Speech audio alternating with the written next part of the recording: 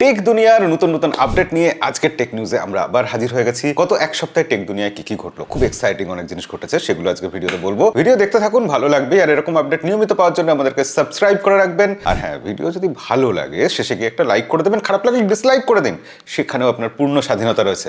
Anyway, আমরা প্রথম খবরের দিকে যাই। প্রথম খবর, আবার স্যামসাং পিছনে ফেলে দিল আইফোনকে। দেখুন, এই সপ্তাহের সব থেকে বড় খবর স্মার্টফোন ইন্ডাস্ট্রিতে যে স্যামসাং তাদের গ্যালাক্সি S26 সিরিজ লঞ্চ করে দিয়েছে।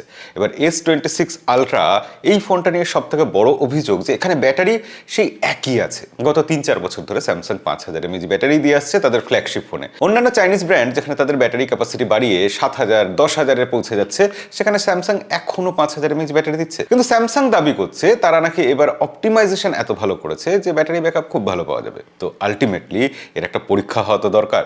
বিখ্যাত YouTuber Mr Who's The Boss, তিনি এই নিয়ে একটা পরীক্ষা করেছেন। 10টা ফ্ল্যাগশিপ ফোন নিয়েছেন এবং তার পরীক্ষার রেজাল্টে দেখা যাচ্ছে প্রথম দুটো ফোন না স্যামসাংও নয়, অ্যাপেলও নয়। ওপো ফাইন্ড X9 Pro 14 ঘন্টারও বেশি ব্যাটারি ব্যাকআপ দিয়েছে।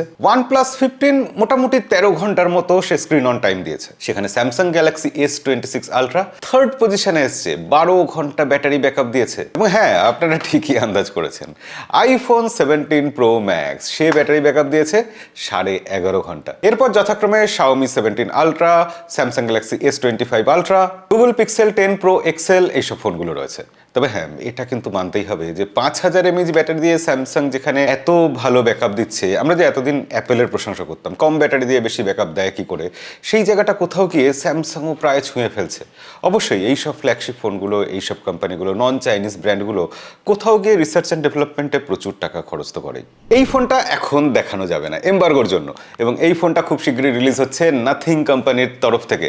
নাথিং ফোন 4A এবং 4A Pro, এই দুটো ফোন নাথিং খুব শীঘ্রই আনতে চলেছে এবং তার প্রাইস লিক হয়ে গেছে। নাথিং ফোন 4A 31,999 থেকে স্টার্ট হবে, এরকমই খবর। বেস ভেরিয়েন্ট শুরু হচ্ছে 8GB 128GB থেকে। ফোনে থাকছে 50 মেগাপিক্সেলের মেন সেন্সার, 50 মেগাপিক্সেলের টেলিফটো জুম লেন্স এবং 8 মেগাপিক্সেলের ultra wide angle camera, UFS 3.1 storage type. এবং হ্যাঁ, নাথিং ফোনের যে স্পেশাল ব্যাপারগুলো থাকে, ইউআইতে কাস্টমাইজেশন, অন্যরকম একটা ফিল, এছাড়া ব্যাক প্যানেলে অন্যরকম লুকস, এবং সেই ব্যাক প্যানেলে আমরা দেখতে পাই গ্লিফ লাইট এবং সেসব সব কিছু বজায় থাকছে। নাথিং ফোন 4A কারা এক্সাইটেড এই ব্যাপারে অবশ্যই কমেন্টে লিখে জানাবেন। তবে দেখুন, এই মার্চ মাসে কিন্তু বেশ কিছু ফোন লঞ্চ হচ্ছে। নাথিং শুধু ফোন লঞ্চ করছে তা নয়, আইফোন তাদের আইফোন 17E লঞ্চ করতে চলেছে। রিয়েলমি নার্জো P4 পাওয়ার নামে একটা ফোন নিয়ে আসবে। মোটোরোলা তাদের Edge 70 ফিউশন, এই ফোনটাও নিয়ে আসতে চলেছে। Xiaomi 17 আলট্রা, এইসব ফোন দিয়ে তো মাস শুরু হচ্ছে। এদিকে Poco X8, Poco X8 Pro Max, iQOO Z11X, বা যেই ফোনটাকে বলা যায় Vivo T5X, Oppo F33 series, এগুলো আসছে। তো এই মার্চ মাসটা মোবাইল ফোন ইন্ডাস্ট্রির জন্য খুব এক্সাইটিং হতে চলেছে। এবং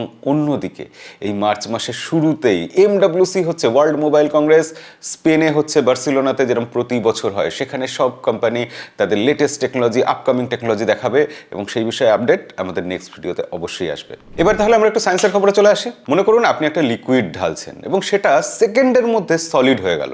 3D অবজেক্ট, 3D প্রিন্টিং এর ক্ষেত্রে একটা নতুন টেকনোলজি এসছে, রেভলিউশনারি টেকনোলজি, এবং এটা চায়না আবিষ্কার করেছে। সিঙ্গুয়া ইউনিভার্সিটি এই প্রজেক্টের উপর কাজ করছিল। এবার তারা এমন একটা জিনিস বানিয়েছে যেটা লেয়ার বাই লেয়ার নয়, যেরকম 3D প্রিন্টিংয়ে হয় লেয়ার বাই লেয়ার জিনিসটাকে বানানো হয়, অনেক সময় লাগে, শক্ত হতে জমতে সময় লাগে। তো সেরকম হচ্ছে না, একেবারে একটা সলিড জিনিস আসছে এবং সেটা কয়েক সেকেন্ডের মধ্যে পুরোপুরি সলিড হয়ে যাচ্ছে। পুরো অবজেক্টটাই একসাথে তৈরি হচ্ছে। এটা ইনস্ট্যান্ট মেডিকেল ইকুইপমেন্ট তৈরির ক্ষেত্রে, খুব দ্রুত কোনো ফ্যাক্টরি সেট আপ করতে, মাইক্রো রোবোটিক্সের ক্ষেত্রে খুবই কাজে লাগবে। তবে দাঁড়ান, এতটাও আশাবাদী এক্ষুনি হওয়া উচিত না, কারণ এই জিনিসটা সবে গবেষণা হয়েছে এবং এটা এখন শুধুমাত্র ছোটখাটো অবজেক্টের ক্ষেত্রেই করতে পারছে।